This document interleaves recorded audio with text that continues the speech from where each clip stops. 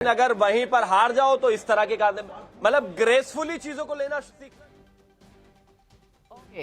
Satyendra Jain is brilliant. All right. Anna Hazare back with us and Anna Hazare ji, आपको विश्वास है कि अरविंद केजरीवाल जी अब वापस आपके एजेंडे पे आएंगे, कुछ कहना चाहेंगे उनसे? समय लगेगा। घूम से गई वो हाउस से नहीं आती, जो घूम से गई हाउस से नहीं आती, तो अभी समय लगेगा। वो जो बुराई की बात आ गई दिमाग में बैठ गई जनता के, उसको निकालना समय लगेगा।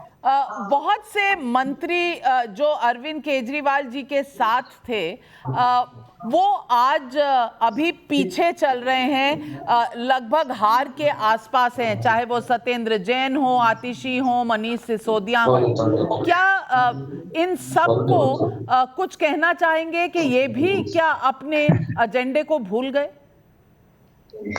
नहीं, मैं कुछ कहूंगा नहीं, क्यों कहने का समय निकल। बड़ी बात, कहने का समय निकल गया। कहने का समय निकल गया। अन्ना जी, अगेंस्ट करप्शन, आपको लगता है ये इसके जो खास बिंदु थे जिस पर आपने ये ऑर्गेनाइजेशन खड़ी करी थी और इन्होंने एक नया पॉलिटिकल ऑल्टरनेटिव देने की बात की थी, आपको लगता है जनता के साथ वादा निभाया या नहीं? जनता के साथ अगर वादा निभाते तो ये बात नहीं आनी थी। सत्ता से आस्ते आस्ते डाउन होते गए तो वो बात नहीं आनी थी।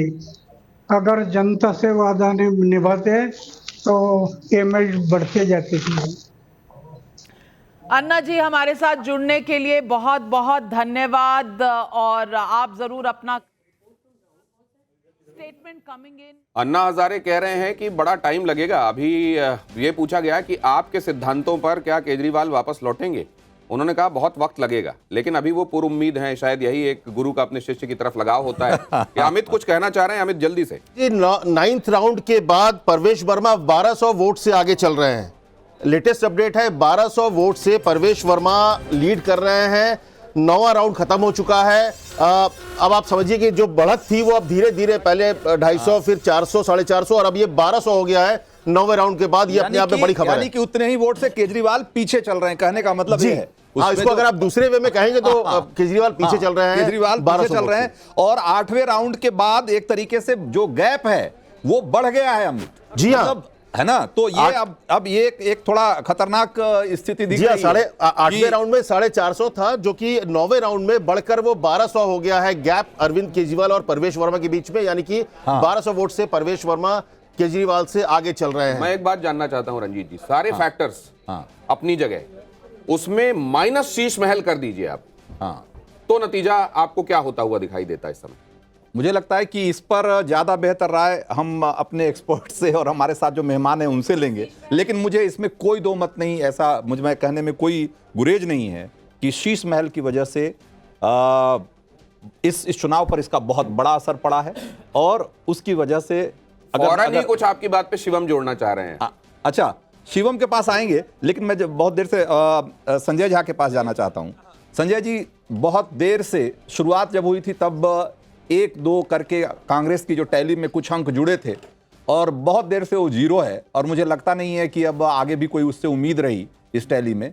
तो आखिर ऐसा क्यों है कि ये तीसरी बार, लगातार तीसरी बार ये अकाल खत्म नहीं हो रहा कांग्रेस? नहीं, मैं समझता हूँ कि कांग्रेस के जितने नेता हैं और सबसे ज्यादा कार्यकर्ता जो है, जो लड़ते हैं उनके लिए नतीजे बहुत ही निराशाजनक है। क्योंकि मुझे लगता है कि आप सोच सकते हैं कि उनको कितनी हौसला अफजाई की जरूरत है। क्योंकि चुनाव, देखिए, नेता हारता है लेकिन नेता फिर भी नेता को शोहरत हमेशा सर मैं रहता आपकी है। बात पे यहाँ माफी के साथ रोक के एक बात कहूं, वो आज निराश नहीं है, वो तब से निराश है जब वो ये समझ ही नहीं पाए कि आम आदमी पार्टी हमारी मित्र है, हमारी शत्रु है। जब उनको ये लगा कि उनके नेता कई बार जाके वहां शिकायत करते हैं कि इन्होंने शराब घोटाला किया, फिर वो कहते हैं कि केजरीवाल को बाहर निकालो, वो जेल में क्यों है, उनके लिए समर्थन के लिए वो आंदोलन में जाते हैं, तो वो तब से निराश है, वो ये नतीजे देख के निराश नहीं है। नहीं, देखिए आप यदि इतिहास को देखिएगा तो कांग्रेस पार्टी जब भी हारती है तो उसके बाद उसको सत्ता में आने के लिए उसको बहुत वक्त लगता है। उदाहरण के तौर पर ओडिशा में कांग्रेस 2000 के बाद कभी भी नहीं जीती, 2000 25 साल हो गए। गुजरात 1985, उत्तर प्रदेश 1985, बिहार 1990, आप तमिलनाडु जाइए 1967, बंगाल 1972। तो आप यदि और अब उसमें जोड़ दीजिए आंध्र प्रदेश को, अब महाराष्ट्र को जोड़ दीजिए, दिल्ली को जोड़ दीजिए, तो इन सब राज्यों को यदि जोड़िएगा तो कांग्रेस लगभग 300 लोकसभा सीटों में उसका राज्य में उसका कोई उसका असर नहीं है। तो ये आपको बहुत निर्बल कर देता है।